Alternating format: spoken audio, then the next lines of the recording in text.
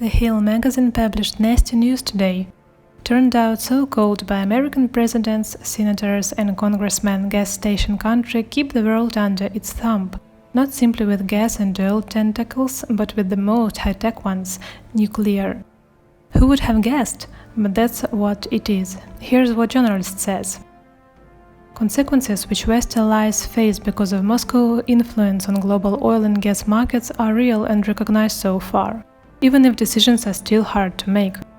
Although these countries encounter a new level of energy risks which is not attended as much, that is Russia's significant percentage of nuclear energy global arena.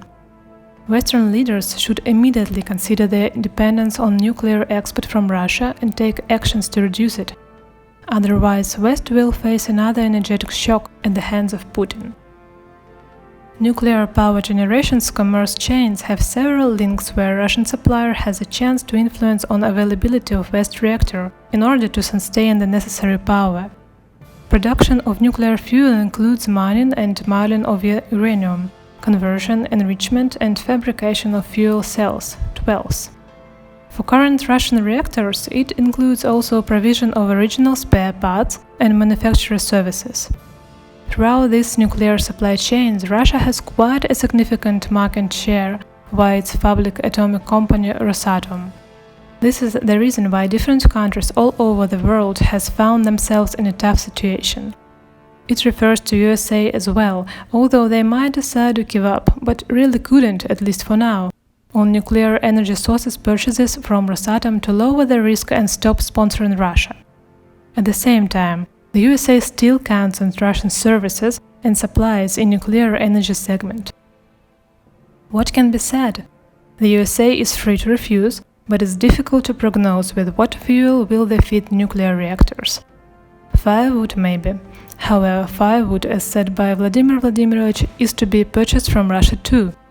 Talking seriously, almost a week ago Bloomberg magazine informed that the White House, concerned by dependence on Russian nuclear fuel, decided to win the USA off import. According to the press, President Biden's administration pushes Congress to purchase enriched uranium amounting to $403 billion directly from American suppliers. There is a sense that the USA will have troubles with launching domestic uranium industry. There is only one commercial enterprise specializing on uranium enrichment, the plant in New Mexico, which is owned by British-German-Dutch consortium.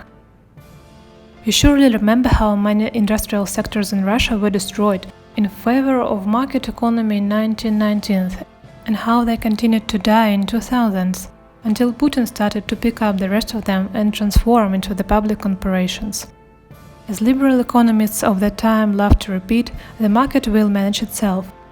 For the most part, market managed most of the Russian industry so poorly that we still cannot restore them at least to USSR level. However, sphere of nuclear reactors constructions and nuclear fuel production market did it best. It is one of the few economy branches which has survived and evolved to successfully that Rosatom, mining less than 3,000 tons of uranium per year, which is 6% of world production, is ranked first around the world. Rosatom is accounted for 36% of the international ready-to-use nuclear fuel market. Russian total production of nuclear fuel is equal to France, UK, the USA, Germany and Netherlands in total. Americans became too relaxed getting enriched uranium from Russia, they forgot their national security and stopped to invest in technologies improvement. It resulted in total destruction of American atomic industries during the last 30 years. For example, back in the 2010, the USA produced about 2,000 tons of uranium oxide. In 2020, it was only 90 tons.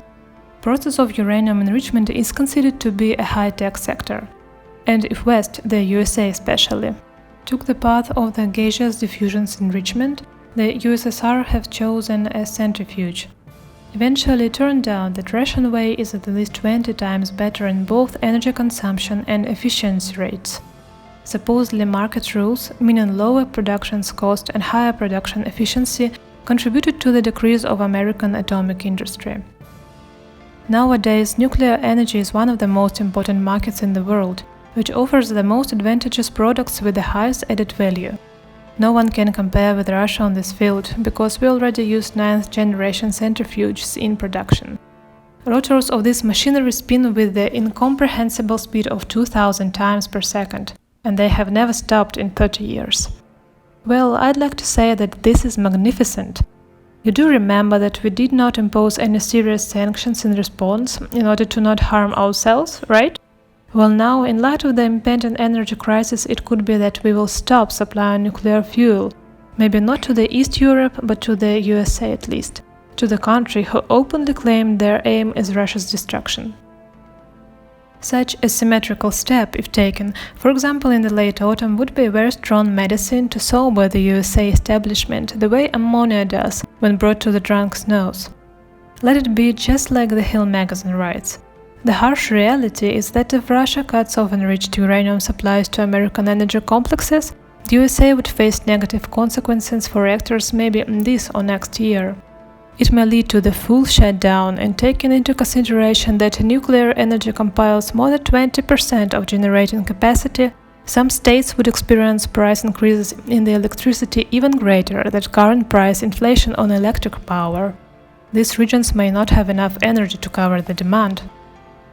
Furthermore, if Russia's capacity to use its energy exports as political instrument ever was questionable, it became clear last month, when natural gas supplies to Poland, Bulgaria and Finland has been cut off. As they say, from your lips to God's ears. I know that Vladimir Putin is not a vindictive person, but sometimes he can get really angry and has a long memory. Let us know what you think about it. Leave your comments below and push the subscribe button.